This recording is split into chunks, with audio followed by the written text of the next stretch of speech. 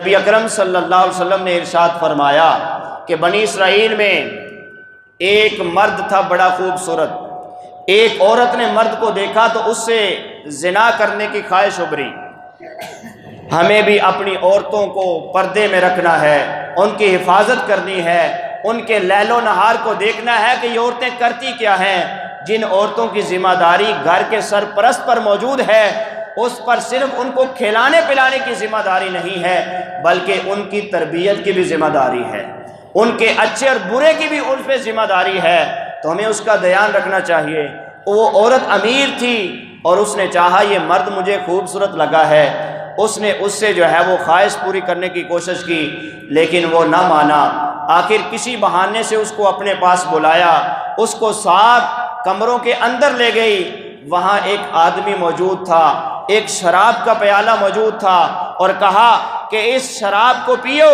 اس نے کہا کہ میں شراب کو نہیں پیوں گا. اس نے کہا مجھ سے زنا کرو. کہا مجھے اللہ سے ڈر آتا ہے، میں زنا نہیں کروں گا. کہا اس بندے کو قتل کرو. کہا اس کو قتل میں کیوں کروں، اس کا قصور کیا ہے، میں یہ تینوں کام نہیں کروں گا. عورت نے یہ دھمکی دی، کہا کہ اگر تو یہ میری بات نہیں مانے گا تو باہر جا کے میں شور ڈال دوں گی اور کہوں گی کہ اس نے میرے ساتھ زبردستی کرنے کی کوشش کی ہے، تب بھی تو ذلیل ہوگا، میری بات مان لے. عورت نے کہا کہ جب تینوں قتل کر، زنا کر یا شراب پی، ان تینوں میں سے ایک کام تو کر. تو اس نے سوچا کہ قتل بھی بڑا جرم ہے، زنا بھی بہت بڑا جرم ہے، لہٰذا میں ایک چھوٹا گناہ کر لیتا ہوں، میری جان چھوٹ جائے، میں شراب پی لیتا ہوں. تو اس نے جناب والا شراب کا ایک پیالہ پیا، پھر دوسرا پیالہ پیا، 3 پیالے شراب کے پیے. اس کی آنکھ کو چڑھ گئی. شراب اسی لیے منع ہے کہ یہ عقل پہ چھا جاتی ہے، اور آپ کو پتہ ہے ایمان کے بعد ایک انسان کے لیے سب سے بڑی دولت جو ہے وہ عقل کی ہے. آپ کو علم ہے جن کی عقل ذہن صحیح نہیں ہوتا ان کا باقی سارا جسم تو صحیح ہوتا ہے نا. ان کا اندرونی جسم بیرونی جسم خوبصورت بھی ہو، اگر اس کے اندر شعور نہیں ہے تو آپ کو پتہ ہے اس وہ روڑی پہ پڑا ہوا ہوتا ہے. باقی سارا جسم صحیح ہے، صرف عقل و شعور نہیں. عقل و شعور ایمان کے بعد سب سے بڑی دولت ہے. اور یہ شراب کا سب سے بڑا نقصان یہ ہے کہ شراب بندے کے عقل کو معاف کر دیتی ہے، بندے کی عقل پر چھا جاتی ہے اور عقل اور سوچنے کی طاقت اور سمجھنے کی صلاحیت کو سلب کر لیتی ہے. اس لیے اچھے اور برے کی اور اپنے اور غیروں کی اس کو کوئی پہچان نہیں رہتی. اس لیے اسلام نے اسے منع کیا. اس نے سوچا کہ میں چھوٹا گناہ کر لیتا ہوں، شراب پی لیتا ہوں. اس نے جب شراب پی تو وہ عقل پہ چھا گئی، اسے اپنی کوئی خبر نہ رہی. تو اس نے چاہا کہ میں اس عورت کے ساتھ زنا کروں. پیارے آقا صلی اللہ علیہ وسلم نے ارشاد فرمایا باقاعدہ.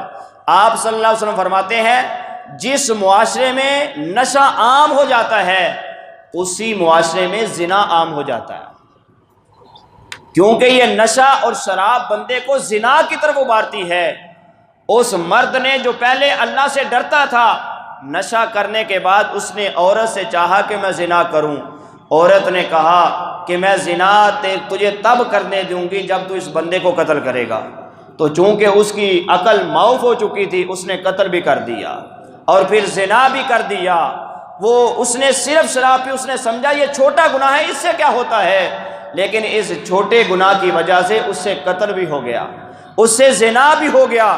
اس لیے پیارے آقا صلی اللہ علیہ وسلم ارشاد فرماتے ہیں الشراب ام الخبائث.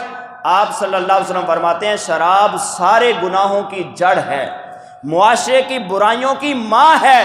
جس معاشرے میں شراب اور نشہ آور دوائیاں اور شرابی عام ہو جاتے ہیں، حضور فرماتے ہیں اس معاشرے میں ہر گناہ عام ہو جاتا ہے. اگر ہر گناہ کو ختم کرنا ہے تو ہمیں معاشرے سے ان چیزوں کو ختم کرنا ہوگا.